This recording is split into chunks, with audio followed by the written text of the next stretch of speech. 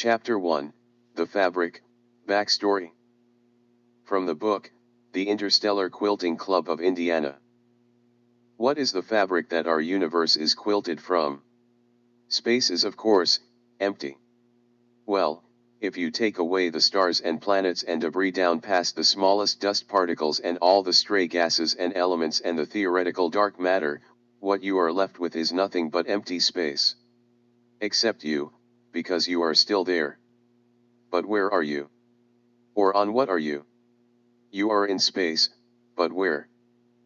Here lies the fundamental mystery of our universe. What exactly is it woven from? We see its matter and its energy, but what is the space in which it exists? That is the fabric of the universe. It is from the fabric of the universe that everything that we see and experience exists. And we don't know how or why or for how long unless it tells its secrets. It is onto the fabric that the stories of the universe are written. The information is encoded in the form of matter from the smallest subatomic particle to the most complex arrangements of the human mind. We are in one sense but information written upon the fabric. So it should not therefore seem quite so strange that the quilt order Amish, or the quilt, had captured the technological insight from these facts and took them to their practical application in the influence of the affairs of the universe. Their medium of action was the fabrics used in their quilts, made of all kind of matter and which could take on the form of all kinds of products, not just our idea of traditional fabrics. The quilt seemed to be able to magnify information that was already encoded on these fabrications previously, and to do so selectively or with their own augmentation of interest. They could filter out, or script in, all manner of influence to what appeared to be nothing more than simple, normal, fabric or to all forms of woven matter. Broadly at first and from a great distance, these interstellars had observed Earth's information. As the Earth moves about its place within the solar system, and the solar system itself moves about its place within our Milky Way galaxy, a trail of information is left remnant upon the surface fabric of space-time. And so it was this that drew their attention to us. They knew of this information long before there were radio signals or spikes of energy from our atomic trials and errors. But it was the density of despair and the desperation of our grab for power in the mid-20th century that signaled to them that their help was needed. Perhaps they could forestall the consequential choices of mankind and delay for a time the mass trending clearly toward an inevitable, total, spiritual collapse of health on this small, finite planet.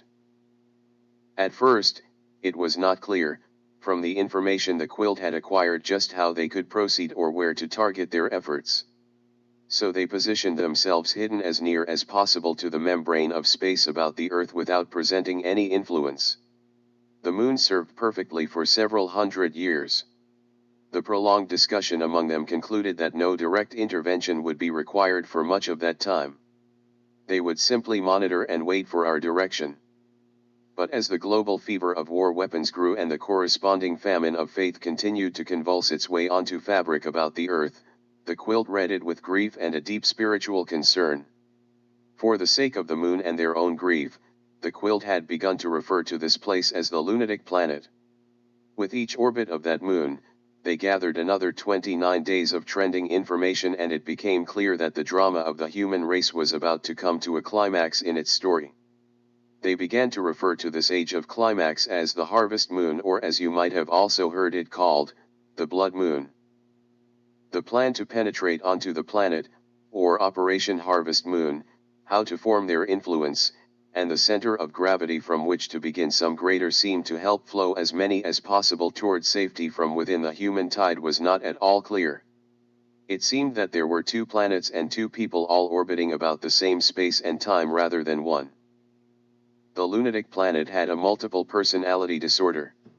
The radio signals told of broadcasts of love and grace and deeply profound faith in the weaver of all. In particular, the quilt marveled at their awareness of a story of a past and future invasion of the needle in human form. The needle, which the quilt knew as the truth from which all was woven together, had never embodied himself into any patch of fabric anywhere, except here.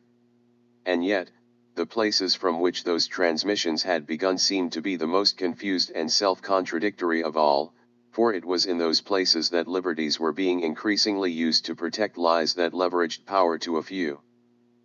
The quilt knew that they should target in those contradictory power places, and in doing so that could unlock help for other patches of the planet gridlocked in both lies and lost liberties. They must target there. But which detached segments of there? And using what methods of messaging without causing a dependence upon themselves or a backlash tearing them from this place worse than when they found it?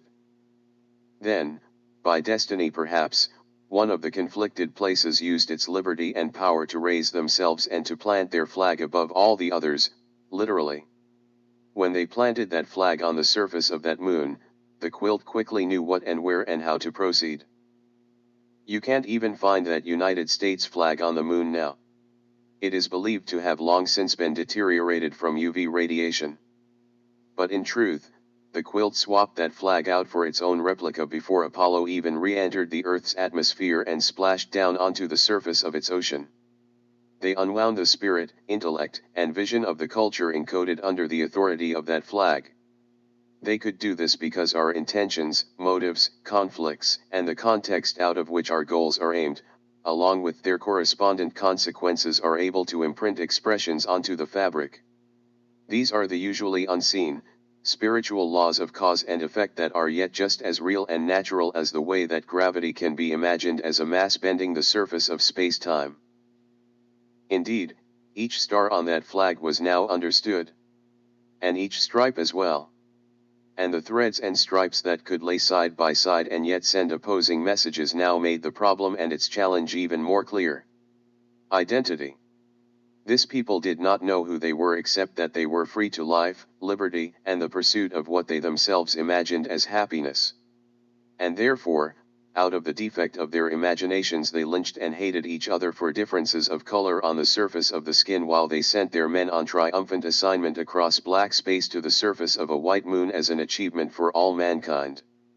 They closed their eyes and ears and borders to poverty and economic tyranny, but sent messengers into every dark and distant border of the planet to share the good news of spiritual favor, liberty, and our identity as the weaver's workmanship destined to inherit his limitless clothing for our wealth of blessing.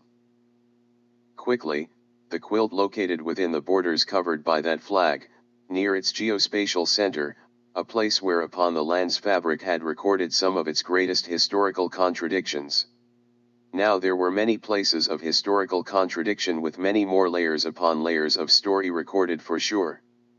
But this place was also a location where one could hide easily because of its ability to simply remain backward while going forward, and peaceful and apparently almost irrelevant and yet able to generate and deploy great influence and even violence to other places all at the same time.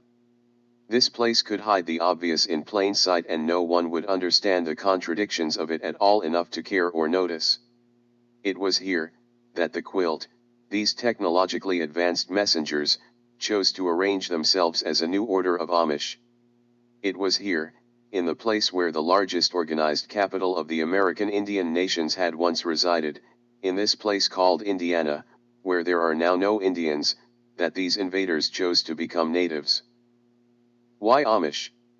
The Amish ability for sharing in business with anyone of need, while yet minding their own business, gave perfect cover for deploying influence in a natural, unsuspect way.